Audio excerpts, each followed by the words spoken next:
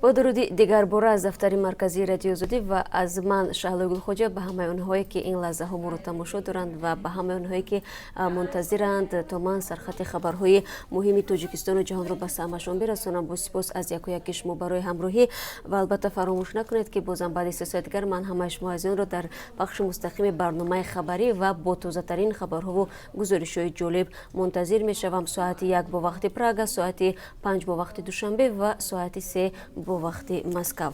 خب میخواستند دیویزیای 201 را ترک کنند. مقامات انتظامی تاجیکستان از بازداشت یک شبکه جنایی خبر میدهند که قصد ترک کردن پایگاه نظامی روسیه در شهر دوشنبه را داشتند.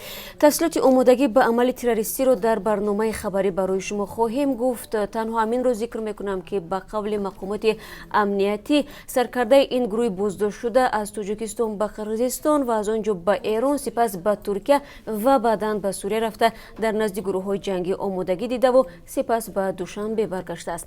ضمناً دو روز پیش علی رحمان پرزیدنت تاجیکستان در نشست بخشیده به روز ملیسه تاجیک از نقش کارمندان وزارت کارهای داخلی در جلوگیری از عملهای تروریستی صحبت کرد و گفت که 40 حالت 63 عمل تروریستی و تخریبکاری در حدود کشور را ملیسه های تاجیک آشکار کردند. چرا پیچینی ها به دهان کودکان نرسیده و به کام آتش رفتند؟ در شمال تاجیکستان هزارها کیلو محصولات غذایی را محو کردند و به تاجران نیز در این زمینه هشدار دادند. جزئیات را بعد 3 ساعت دیگر برای شما در برنامه خبری میگوییم.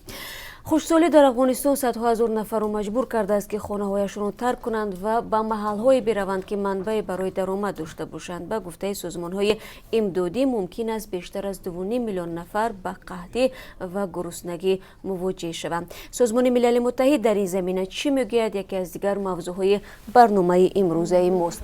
آشی را که با کلند خوردند غضب شهرداری را آورد. حکومت شهر دوشنبه بی‌نظمی‌ها در فستیوال آشی پلو در پایتخت را تأسف آور خواند. در پی این حادثه یک گروه از ساکنان که در این بی‌نظمی دست داشتند مجازات شدند. از دو روز به این طرف در شبکه‌های اجتماعی نوار چرخ میزند که انبوی آدمان بالای دیگ آش یک تونه‌ای به قبل یوریش میبرند و با هر وسیله میخواهند از درون دیگ آش به دست بیارند.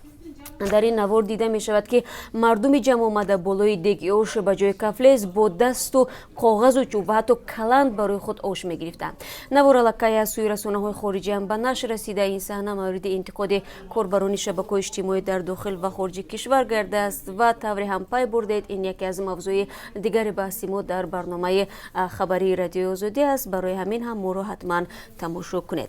و البته امروز از پیروزی ورزشکاران تاجیک در سبقت جهانی با هم خواهیم گفت. در این مسابقه ورزشی خوش قدم خسرو صاحب مدال طلایی شده، با همین عنوان قهرمانی جهان عاید به سامبو را به دست آورد. خوش قدم خسرو اینچنین اکمال‌الدین کریموف که نیز در این سبقت اشتراک داشت شاگردان مربی ورزش گشته محمد شریف سلیمانوف میباشند. اما چرا مربی این ورزشکاران را به سبقت نبردند؟ همکاران ما کوشش کردند در یک صحبت با خود محمد شریف سلیمانوف به این سوال پاسخ پیدا نمایند و اگر شما نیز می‌خواهید به این سوال پاسخ پیدا کنید پس در برنامه خبری حتما بعد از 3 ساعت دیگر ما را همراهی کنید در آزادی ویدیو کانال ما در یوتیوب و همچنین در www.azadi.org وبسایت رادیو آزادی و البته در صفحه های رادیو آزادی در شبکه‌های اجتماعی. ما همه شما را بعد از 3 ساعت دیگر منتظر می‌شویم.